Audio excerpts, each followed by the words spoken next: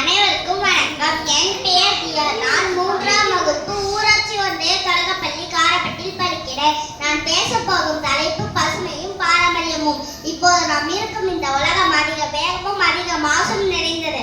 நாம் சாப்பிடும் உணவில் ரசாயனம், நாம் முளைக்கும் மண்ணில் விஷம், நாம் சுவாசிக்கும் காற்றிலும் மாசு. ஆனால் ஒரு காலத்தில் நம் முன்னோர்கள் மரம் வளர்த்து மாடு வளர்த்து மண் வாசனையோடு வாழ்ந்தார்கள். மேலும் நம் பாரம்பரியமான சிரமம் பயின்று வலிமை வாய்ந்தவர்களாக வாழ்ந்தார்கள். அவர்கள் வாழ்ந்த வாழ்க்கை பசுமைதான் செல்வம், பாரம்பரியம் தான் பெருமை. இன்றைய தலைமுறையாகிய நாம் அந்த பசுமையை மீண்டும் உயிர்ப்பிக்க வேண்டும். அந்த பாரம்பரியத்தை காத்து வளர்க்க வேண்டும். அதை புரிந்து கொள்ள நம் முன்னோர்களின் வாழ்க்கையை அறிந்து கொள்ள வேண்டும்.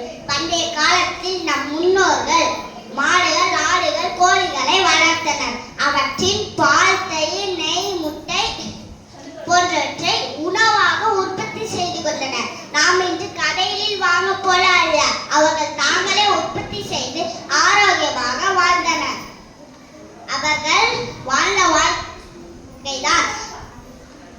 அவர்கள் வாழ்ந்த வாழ்க்கைதான் உணவே மருந்து என்ற நிலையை உண்மையாக்கியது.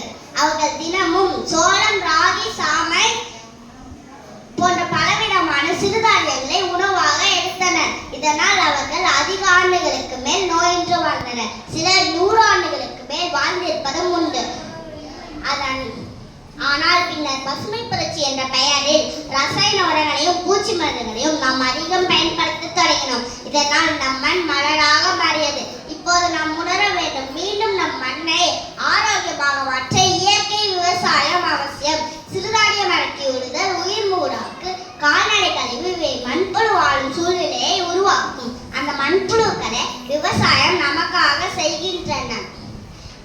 இதே போல் வேகமான உலகத்தில் இயற்கையை விட்டு ரசாயன கலை நாடியது போலவே நம்முடைய உடல் ஆரோக்கியத்தையும் புறக்கணிக்க ஆரம்பித்து விட்டோம்.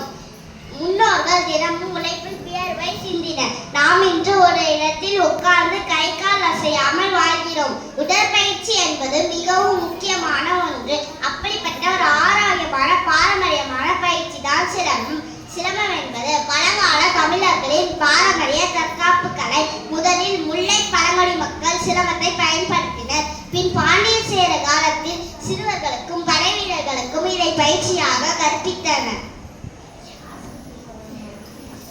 சிரமத்தின் பயன்கள் தன்னை தானே பாதுகாப்பதற்கான ஆற்றலை அளிக்கிறது, உடலை உற்சாகமாக மாற்றுகிறது, நினைவாற்றலை வளர்க்கிறது, பயத்தை ஒழிக்கிறது, ஒழுக்கமும் தைரியமும் தருகிறது. நானும் சிரமம் கற்றுக்கொண்டு வருகிறேன். இதனால் இன்று மிகவும் தைரியமாகவும் நம்பிக்கையுடனும் பேசுகிறேன். நினைவு திறன் கூட உயர்ந்துள்ளது. எனவே பாரம்பரியத்தை கற்போம். சிரமத்தை பழகி நம் உடலையும் மனதையும் பலப்படுத்துவோம். இயற்கை விவசாயத்தை செய்து பசுமையை பாதுகாப்போம். நேரம் இருந்தால் சில சிரம மசிவுகள் இங்கு காண்பிக்க விரும்புகிறேன். நேரமில்லை என்றாலும் எனக்கு பேச வாய்ப்பளித்த ஆசிரியர்களுக்கும் நடுவர்களுக்கும் என் நன்றி. வாழ்க பசுமை, வாழ்க பாரம்பரியம், வாழ்க பாரதம். நன்றி.